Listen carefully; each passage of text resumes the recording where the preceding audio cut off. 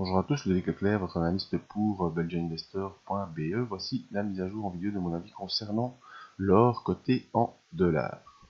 Cette analyse se fera pour la semaine du 14 septembre en collaboration avec FXCM et la plateforme MetaTrader 4.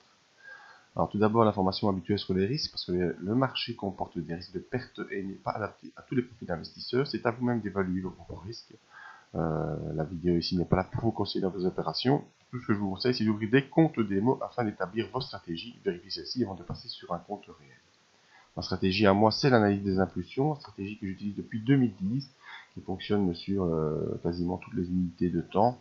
Et plus l'unité de temps est longue, les meilleure est cette analyse. Différents outils, et c'est une technique que je peux également vous enseigner via des formations. Alors, notre or coté en dollars. Voilà, l'évolution de l'or qui avait repris au début du mois d'août, une belle impulsion haussière qui nous a mené jusqu'aux 1162 points, impulsion qui était due forcément au décrochage de la Chine et des indices, principaux indices européens et américains, donc c'est trouvé un peu comme une valeur refuge l'or. Ensuite on était revenu en pullback sur la zone des 1124, on avait réaccéléré une nouvelle fois avec la M20 en soutien en se disant que c'était bon, mais malheureusement on n'a pas pu poursuivre cette impulsion et on est revenu sous la M20, à la faveur du croisement entre M7 et M20, on est revenu sous la M20, on a enfoncé le support des 1124, et depuis cet enfoncement, eh bien, on accélère une nouvelle fois à la baisse, comme je l'avais déjà signalé. L'or reprend donc son impulsion baissière, on voit l'ouverture des bandes de Bollinger qui est assez caractéristique, le retournement de la M20 également, et donc il semble qu'on est reparti vers le bas, reparti vers où? Probablement vers cette zone ici, qui a déjà servi du support un bon nombre de fois vers la zone des 1081 points.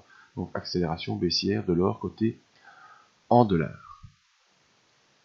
Témoignage de cette accélération, MACD qui passe sous 0, qui est sous son signal, et le RSI qui est en train de passer sous les 40. On est bel et bien donc face à ce démarrage d'impulsion baissière, démarrage qui a commencé avec cette bougie ici de mercredi.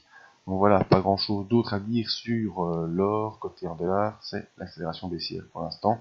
Avec ici on a un niveau intermédiaire de support vers les 1102, hein, mais si que dès qu'il sera enfoncé, eh bien on pourra viser les 1080.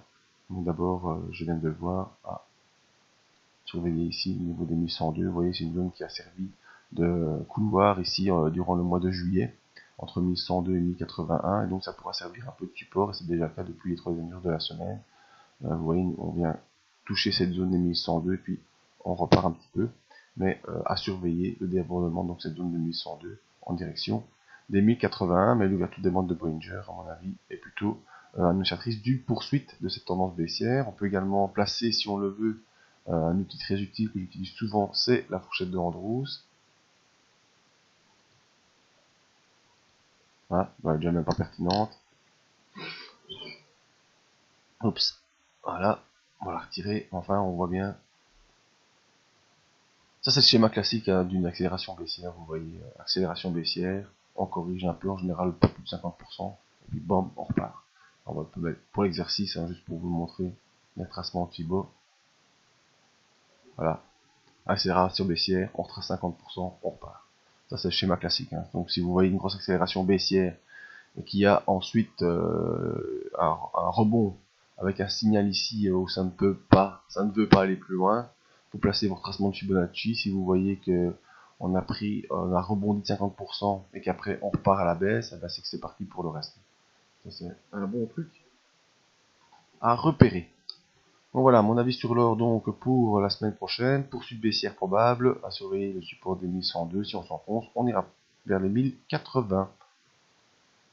Voilà, tous les moyens pour me contacter, le site internet, l'adresse email, Facebook, Twitter pour ne rien rater. Le plus important, si vous voulez vraiment rien rater, c'est de venir sur la page belgianinvestor.be et s'inscrire en fond de la page à la mailing list et vous recevrez toutes les news, toutes les analyses dans votre boîte mail. À tout bientôt.